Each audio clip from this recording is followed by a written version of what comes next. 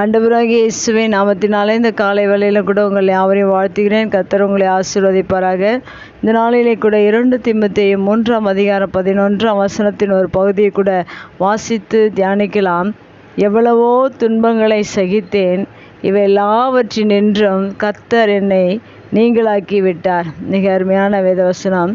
இந்த வார்த்தை கூட பவுல் அவருடைய வாழ்க்கையில் சொல்லுகிறதை நாம் பார்க்கிறோம். அதுபோல் நம்முடைய வாழ்க்கையில் கூட இப்படிப்பட்ட சூழ்நிலைகள், இப்படிப்பட்ட நெருக்கங்கள் இருக்கும் என்றால் நம்மையும் தேவன் இவை எல்லாவற்றினின்றும் நீங்களாக்கி விட அவர் வல்லவராக இருக்கிறார். பவுலை நாம் எடுத்துக்கொண்டோம் என்றால் அவருடைய வாழ்க்கையில் ஊழியத்தில் அநேக பாடுகள், அநேக துன்பங்கள், அநேக வேதனைகளை அவர் சகித்திருக்கிறார்.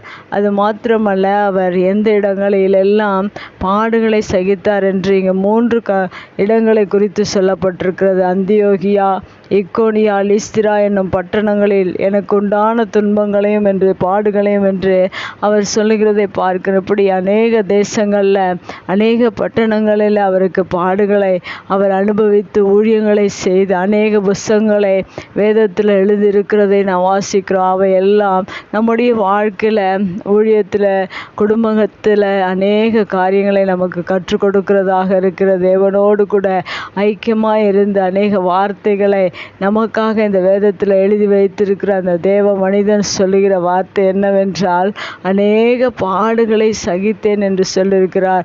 ஒருவேளை உங்களுடைய வாழ்க்கையில் கூட பாடுகள் வரும் என்றால் நீங்கள் சோர்ந்து போகாதிருங்கள். பவுலுடைய வாழ்க்கையில் எப்படி அநேக பாடுகளை அவர் சகித்தேன் என்று சொல்லியிருக்கிறது போல நம்முடைய வாழ்க்கையில் கூட பாடுகளை நாம் சகிக்கும் போது அநேக ஆசீர்வாதங்களை தேவன் நம்முடைய வாழ்க்கையில் கொடுக்கிறவராக இருக்கிறார். அந்த பாடுகள் மத்தியிலிருந்து நமக்கு விடுதலையும் கொடுக்கிறவராக இருக்கிறார். பவுலுடைய வாழ்க்கையில் அப்படி கொடுத்திருக்கிறார். இன்னும் வேதத்தில் யோபுடைய வாழ்க்கையில் பார்த்தோம் என்றால் அவர் அநேக பாடுகளை அவர் சகித்தும் கர்த்தர் கொடுத்தார், கர்த்தர் எடுத்தார் என்று தேவனை குறை சொல்லாதபடிக்கு அவர் வாழ்ந்ததை நாம் வாசிக்கிறோம். அதுபோல பவுல் வாழ்ந்திருக்கிறார், யோபு வாழ்ந்திருக்கிறார். இன்னும் அநேக தேவ மனிதர்கள் பாடுகளை சகித்திருக்கிறார்கள். ஒருவேளை இந்த புதிய நாளில் அநேக பாடுகளோடு கூட வாழ்ந்து கொண்டிருக்கிற உங்களுக்கும் தேவன் இவை எல்லாவற்றினின்று, நீங்கள் படுகிற எல்லா பாடுகளில் நின்றும் உங்களையும் தேவன் நீங்களாக்கி விடுவிக்கிறவராக இருக்கிறார். ஒருபோதும் பாடுகளை கண்டு சோர்ந்து போகாதிருங்கள். பவுல் சகித்திருக்கிறார் அநேக பாடுகளை, யோபு சகித்திருக்கிறார், அதுபோல தாவீது சகித்திருக்கிறார். அதுபோல உங்களுடைய வாழ்க்கையில் வருகிற எல்லா பாடுகளை நினைத்து நீங்கள் சோர்ந்து போகாதிருங்கள். உங்களை தேவன் இவை எல்லாவற்றினின்று நீங்களாக்கி விட்டார் என்று பவுலுடைய வாழ்க்கையில் அவருடைய துன்பங்களை தேவன் நீங்களாக்கி விட்டது போல உங்கள் வாழ்க்கையில் வருகிற ஒவ்வொரு பாடுகளும் தொடர்ச்சியாக அது வருவதில்லை. அவை எல்லாவற்றினின்றும் கர்த்தர் நம்மை விடுவிக்கிறவராக இருக்கிறார். நாம் பாடுகளை கண்டு சோர்ந்து போகாதபடிக்கு பாடுகளை சகிக்கிறவர்களாக இருக்க வேண்டும்.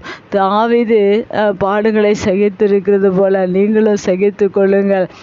பவுல் சகித்திருக்கிறது போல அந்த பாடுகளை குறித்து அவர் தீமோத்தேயுக்கு அறிவிக்கிறதை நாம் பார்க்கிறோம். நம்முடைய வாழ்க்கையில் நம்முடைய பாடுகள் அநேகரை ஊழியத்தில் உருவாக்குகிறதாக இருக்கிறது.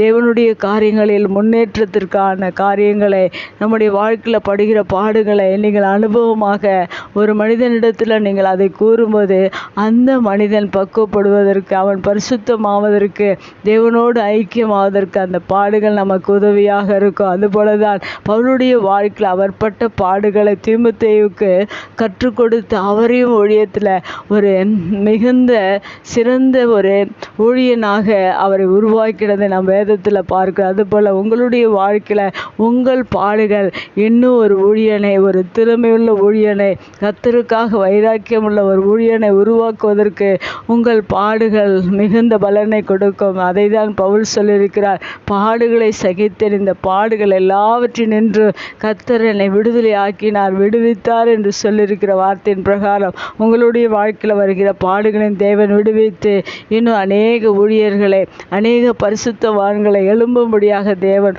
உங்கள் மூலமாக பெரிய காரியங்களை செய்வார். கண்களை முடிச்சு வைக்கலாம். எங்கள் அன்பு தகப்பனே, இந்த அருமையான வார்த்தைக்காக நன்றி செலுத்துகிறோம்.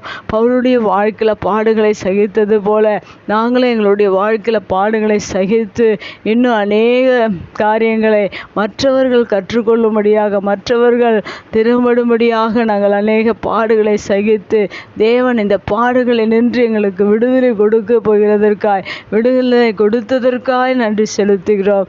எல்லாரும் படுகிற எல்லா பாடுகளை நின்றும் நீர் விடுதலை கொடுக்க வல்லவராய் இருக்கிறபடினால் நன்றி செலுத்துகிறோம். தொடர்ந்து நீர் ஆசீர்வதிப்பீராக. இயேசுவின் நாமத்தில் ஜெபங்கள் நல்ல பிதாவே, ஆமேன்.